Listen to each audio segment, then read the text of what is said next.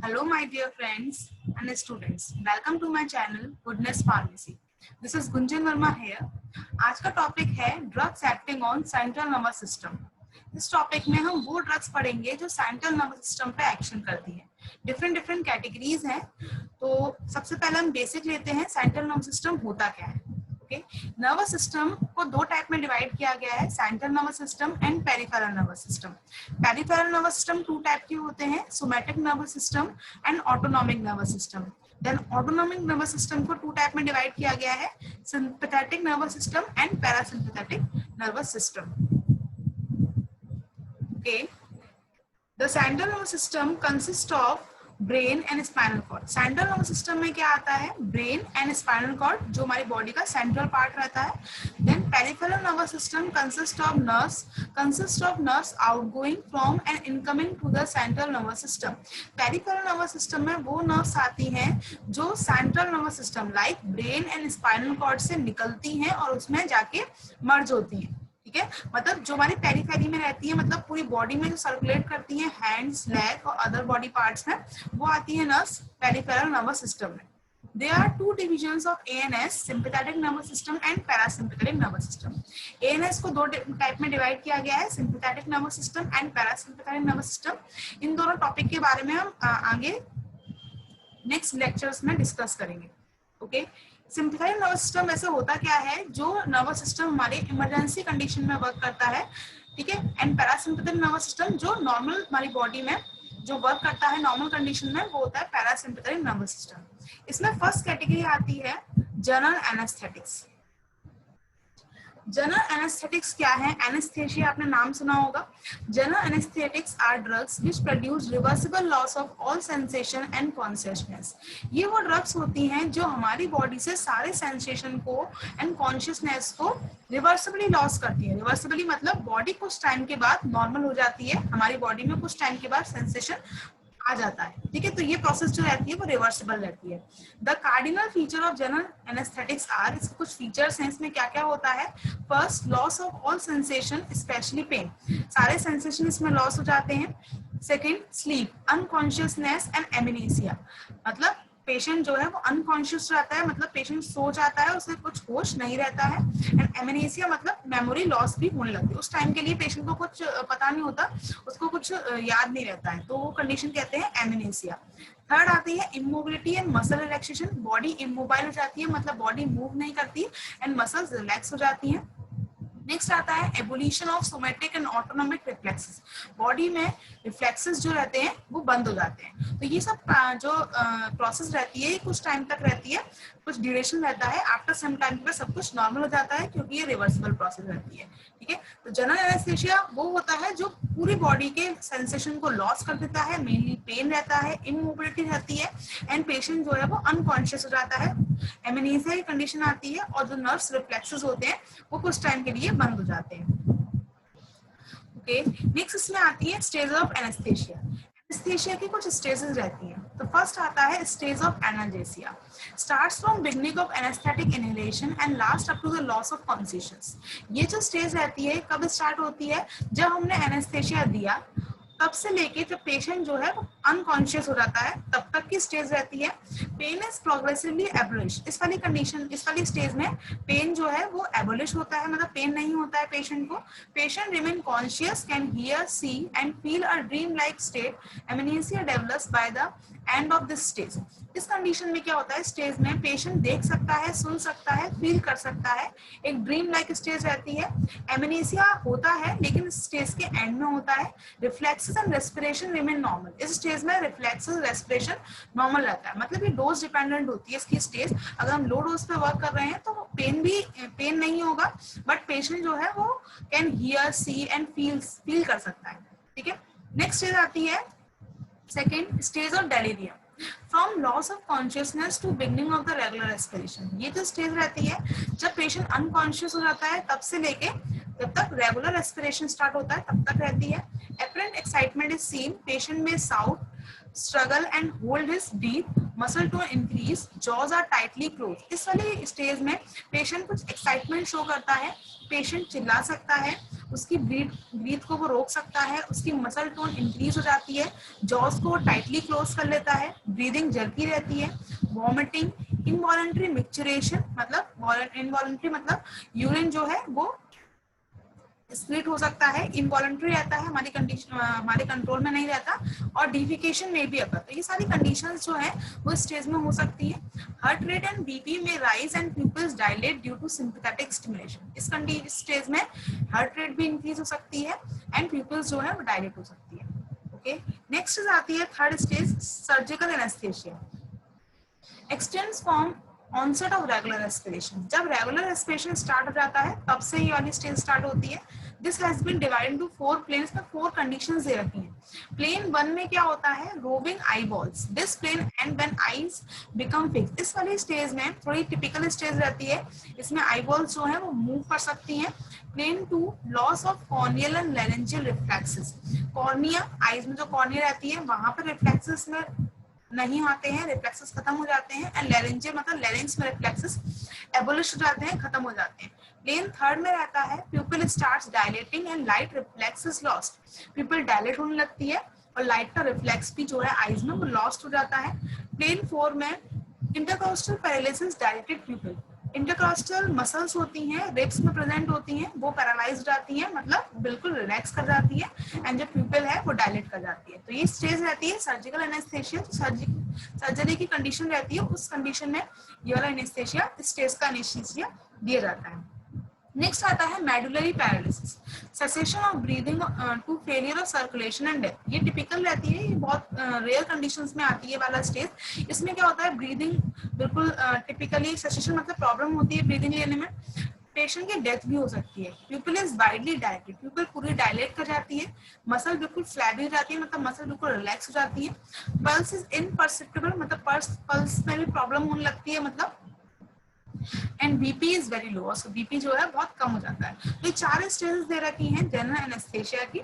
Okay, next आते हैं classification. General anaesthesia को 2 टाइप में डिवाइड किया गया है। First is inhalational anaesthetics and second is intravenous anaesthetics. Inhalational anaesthetics वो होते हैं जो इनहेल किए जाते हैं, ठीक है। इसमें 2 कैटेगरीज हैं, gas and volatile liquids. Gas में आता है nitrous oxide and volatile liquids में आता है ईथर, हेलोथेन, हेलोथेन में आता है chloroform, isoflurane and desflurane. Okay, ये था इनहेलेशनल एनेस्थेटिक्स। नेक्स्ट आता है इंट्रावेनस एनेस्थेटिक, जो आईवी के थ्रू दिया जाता है। 2 टाइप के होते हैं, fast acting and slow acting. Fast acting में आता है thiopentone sodium, methohexitone sodium, propofol and etomidate. ये फास्ट एक्टिंग ड्रग्स हैं। स्लो एक्टिंग ड्रग्स जो होती हैं उसमें आती है बेंजोडाइजेपिन्स, बेंजोडाइजेपिन्स में आती है diazepam, lorazepam, midazolam. Second category आती है डिसोसिएटिव एनेस्थेशिया, इसमें आती है कीटामीन। एंड थर्ड आता है ओपियोइड एनाल्जेसिया, इसमें आता है फेंटाइल, ठीक है। तो ये जो ड्रग्स हैं ये स्लो एक्टिंग है, और ये था इंट्रावेनस एनेस्थेटिक्स, ठीक है। 2 कैटेगरी है, inhalational anaesthetics and intravenous anaesthetics. Inhalational anesthetics are either gases or volatile liquids given by inhalation. They are absorbed by pulmonary circulation. Inhalation anaesthetics gases भी हो सकती हैं, वोलेटाइल लिक्विड्स भी हो सकते हैं। ये इनहेल किए जाते हैं पल्मोनरी सर्कुलेशन में, मतलब लंग्स के थ्रू ये एब्जॉर्ब होती हैं drug. On attaining adequate concentration in the brain they produce general anaesthesia. जब इनकी कंसंट्रेशन जो है ब्रेन में सफिशिएंट हो जाती है तभी जनरल एनेस्थेशिया कॉज करती है। इसमें आती है गैस है nitrous oxide. Nitrous oxide is a gas with a slightly sweetish odor. It produces light anesthesia without significant depression of respiration. Nitrous oxide से anesthesia होता है, light होता है, बहुत सीरियस नहीं होता है, और इसमें डिप्रेशन भी नहीं होता। रेस्पिरेशन जो है वो नॉर्मल रहता है। इसके एडवांटेज आते हैं, ये एक स्ट्रॉन्ग एनाल्जेसिक है, मतलब अच्छी तरह से पेन को रिलीफ देता है। Second is induction is rapid and smooth, इसका जो प्रोसेस रहता है वो रैपिड रहता है। It is non irritating and non inflammable, irritating भी नहीं है और नॉन इन्फ्लेमेबल है। Recovery is rapid.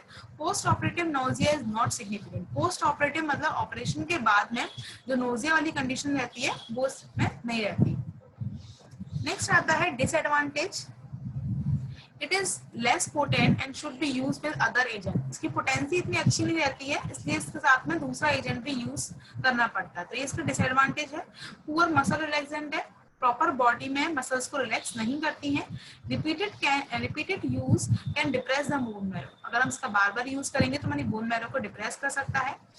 Long term exposure to low dose can impair DNA synthesis which may result in fetal abnormalities on conception। अगर इसका long term तक use करेंगे तो हमारे डीएनए सिंथेसिस में प्रॉब्लम करेगा, जिससे फीटल एब्नॉर्मलिटीज आ सकती है, फीटस के ग्रोथ में प्रॉब्लम्स आ सकती है। ठीक है, तो ये था नाइट्रस ऑक्साइड के बारे में। इसके बाद आता है next ether. Ether is a colourless volatile liquid, ये एक वोलेटाइल लिक्विड है। It is highly inflammable, vapours are irritating.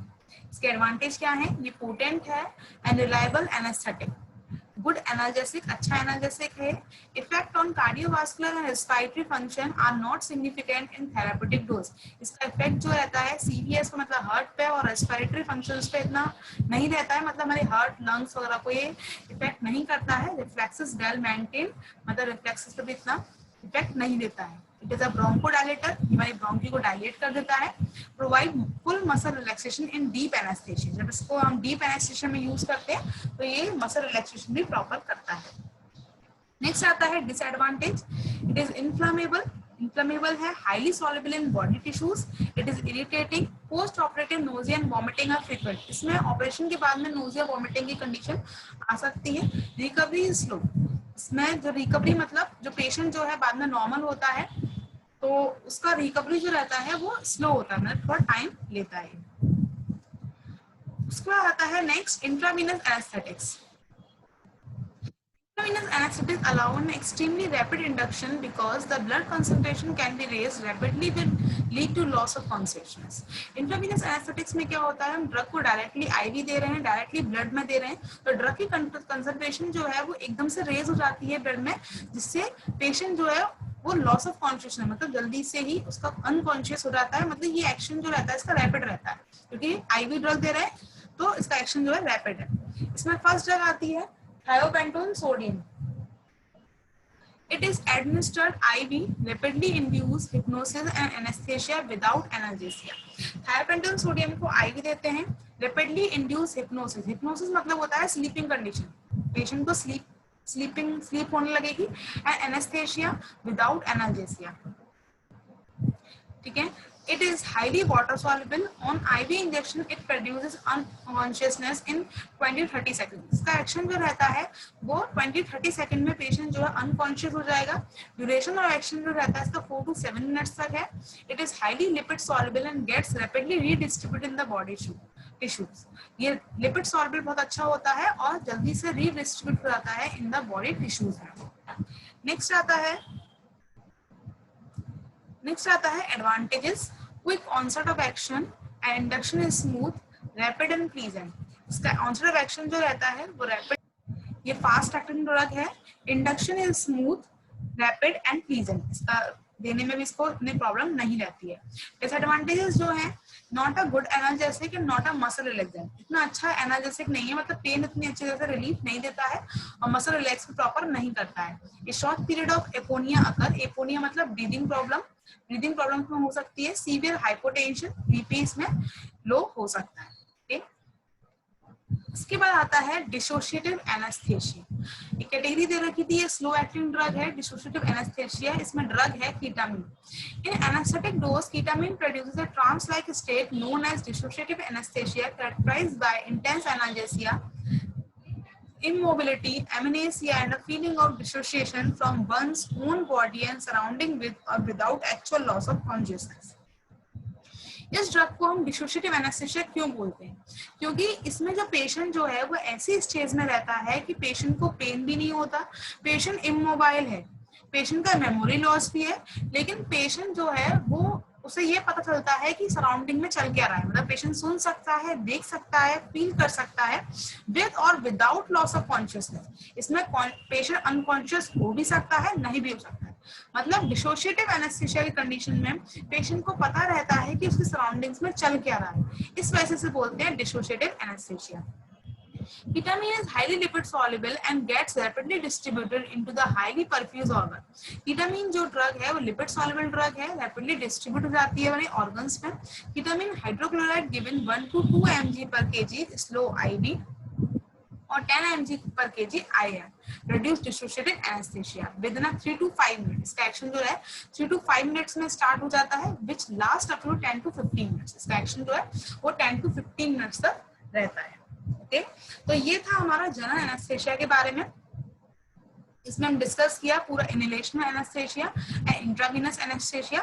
Simple कुछ नहीं है, बॉडी में ये रिफ्लेक्सेस को लॉस करके पेन रिलीफ देके ये एनेस्थेशिया कॉज करते हैं। जो प्रोसेस जो रहती है वो रिवर्सिबल प्रोसेस रहती है। ओके, आई होप आपको समझ में आया होगा। इसके बाद हम नेक्स्ट लेक्चर में डिस्कस करेंगे उसकी सेंट्रल नर्वस सिस्टम की जो अदर कैटेगरीज है। नेक्स्ट है एनाल्जेसिक। एनाल्जेसिक्स में आएंगे ओपियोइड एनाल्जेसिक्स एंड नसेट्स।